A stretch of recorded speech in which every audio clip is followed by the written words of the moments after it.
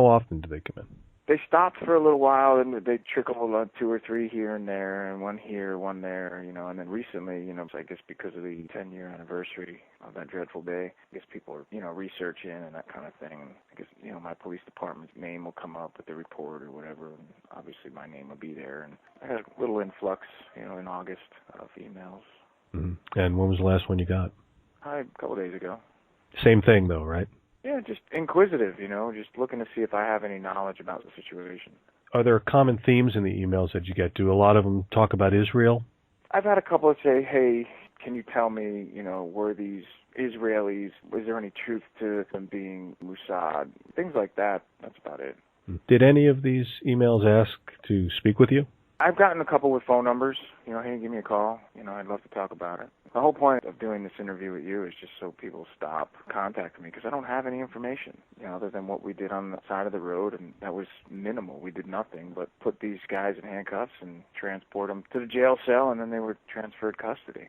So if you could talk to the listeners who want to email you, want to contact you, what would you tell them? Man, call somebody else, because I don't know anything. Stop emailing me. Stop messaging me on Facebook or MySpace, because I don't know anything. It's a situation that I don't know. I don't have the knowledge that, people are looking for, and I would appreciate it if they'd stop contacting me. So basically you would just wish that they leave you alone because there's nothing more you could tell them. Yeah, I don't know, so... Listeners, you heard it here first. No need to email Scott anymore because he doesn't know anything. You heard everything he knows. We talked about it. So this is it. I mean, this is the first and probably last interview he's ever going to give on the subject, I would imagine. Am I right, Scott? That's correct. Now, I want to give your website address because you are a very talented musician. I did listen to a couple of your songs, and I really enjoyed them. First website I have up here is scottdecarlo.net. Of course, that's SCOTTDECARLO, scottdecarlo.net. And the other website is sd6music.com. I'll do this like I usually do in the NATO alphabet. That's Sierra, Delta, Sierra, India, X-ray, Mike, Uniform, Sierra, India, Charlie.com. SD, of course, that stands for Scott DeCarlo. 6, written out 6 because that's how many members are in the band. Music, because it's music. sd6music.com. Scott, you're going to be playing down near my neck of the woods next week. Yeah, in Brick. Next Wednesday. Mm-hmm. And is this a big gig for you? Yeah, it is a pretty big gig. We're actually opening up for a gentleman by the name of Christian Kane, and I'm a fan of his music, so it's kind of exciting for me. So it's going to be fun. Cool. Do you travel outside the state of New Jersey at all? Yeah, I do a lot of traveling to Nashville and Florida. We play up in Boston every now and then. New York. Nice. What kind of music is it for the listeners?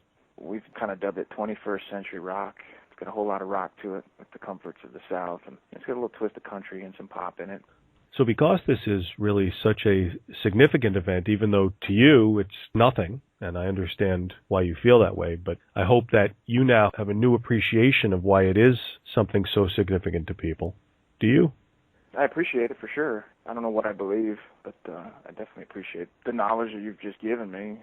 I didn't hear all that. It is what it is at this point. It's 10 years later, and I'm more worried about making life a better day every day, for people around me, and I'm worrying about what people think on that particular day with the people that I dealt with. It's not something that I think about too much. So is there anything else in closing that you'd like to tell the listeners? Because I can guarantee you that this interview, because of the significance of it in the 9/11 legend and lore and the story, this interview will literally go around the globe, and I'm sure that millions of people will hear it. Is there anything you want to tell those people? Visit the memorial. It's beautiful. Take the negative of that day and try and spin it for positive. I don't really know what else to say. Scott DeCarlo, police sergeant in New Jersey.